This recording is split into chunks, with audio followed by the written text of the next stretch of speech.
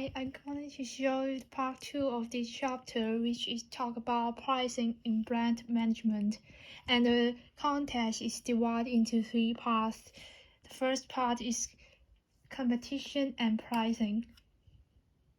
So far, the discussion about setting price has described 2 key elements of the marketing manager's thinking: the marketing strategy and the maximum value customers place on the product. A third critical element in pricing decision is the competition. Competitors price out as a reference point as a way to assess the price of product in question. Competitors' price did not necessarily represent willingness to pay because the set of possible price or marketing strategies may have been limited. That is, the competitors may not have an accurate idea of customers' willingness to pay. However, marketing managers cannot make intelligent pricing decisions without having some estimate of the relative cost position held by competitors. Even better are estimates of the actual cost.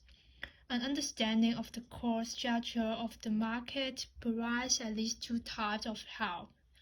First, assuming that no brand would be priced below variable cost. Cost estimates provide you with an idea of how low some competitors can price.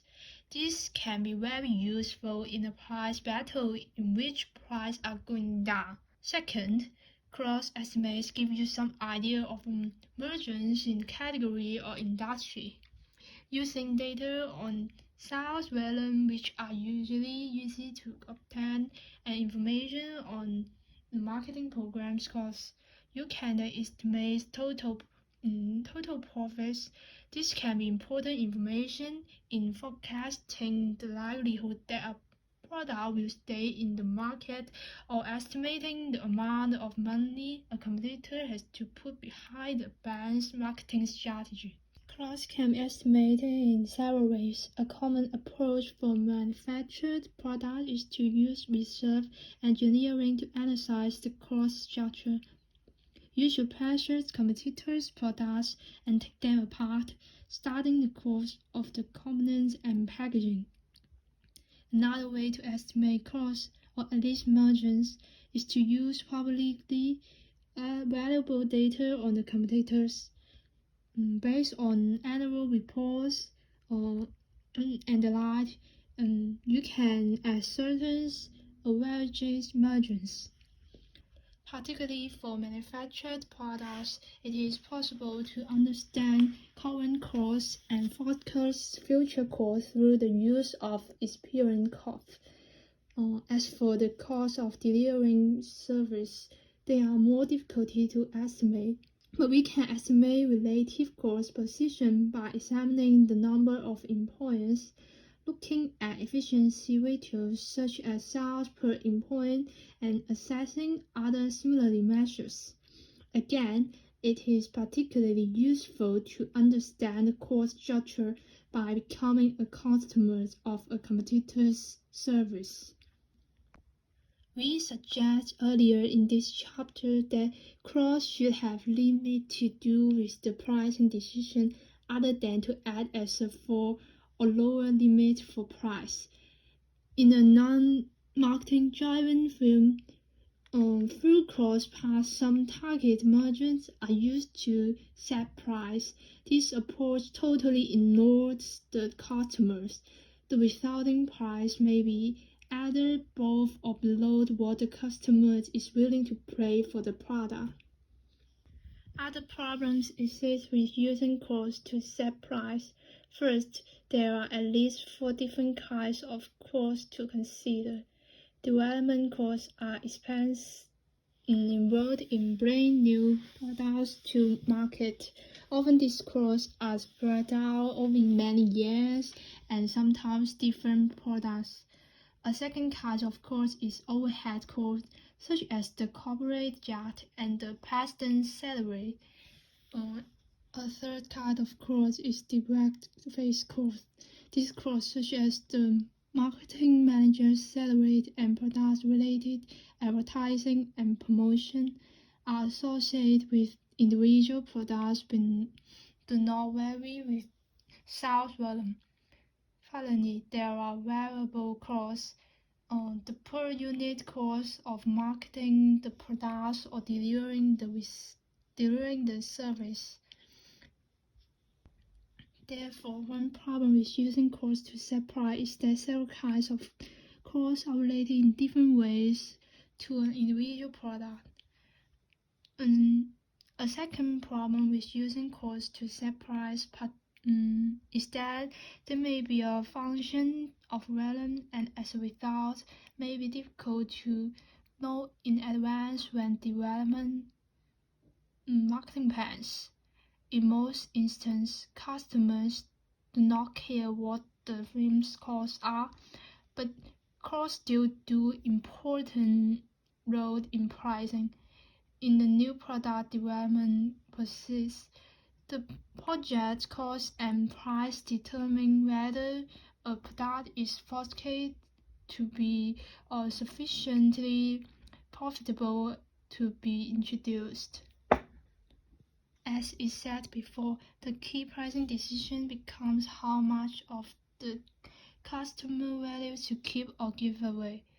The factors involved in this decision are shown as these features, including pricing objectives, psychological aspects, stages of the product life cycle, and the industry conditions. First of all, let's talk about pricing objectives. A pricing policy can accomplish many different objectives for the product or service. There are 5 main pricing objectives. Penetration share pricing is a pricing policy intended to gain as much market share as possible. It is often used as a part of an entry strategy for new products.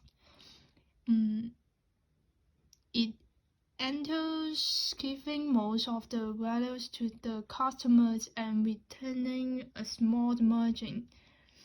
And then is skimming pricing is a pricing policy used when there is a strong price perceived quality relationship and the product is positioned at the high end of the market and often used when costs are not related to volume and gaining significant market share is not an objective. Return on sales pricing assumes you can set a price that will deliver the rate of return demanded by senior management and most often used when a product has a monopoly position. Sometimes customers for industrial products are as concerned about price stability as they are about actual price levels. Then they will set price for stability. And competitive pricing is a pricing policy in which the objective is to maintain competitive price by either pricing at the market average or copying a particular brand. Next is psychological aspects. Customers assess price not only absolutely but also relative to some internal standard. A reference price is any standard of comparison against which a potential transaction or purchase price is compared. In addition, customers try inference about products quality from price. In some situations, a higher price can lead to a higher rather than low demand. In addition, a low price could signal low quality. Thus, it is not necessarily the case that continually dropping price is a good idea. In some cases, somewhat artificial price levels or price points distinguish between different market segments. An interesting and relative phenomenon in pricing is the use of odd price for many goods. Odd prices are just below an even number. As for stage of the product life cycle, the company simplifies the life cycles into three generic stages. They are sole supplier in introductory phase period, competitive penetration in early and late growth period, and share stability, competitive competitions, and withdrawal in maturity and decline period. Moreover, another way to look at the impact of that life cycle is through experience curve pricing. This feature shows three different pricing scenarios. The last is industry conditions. Different aspects of industry situations should also be considered when setting price, such as growth of new entrants, power of buyer or supplier, or virally, pressures from substitutions, unused capacity, and so on. That's all of my presentation. Thank you for listening.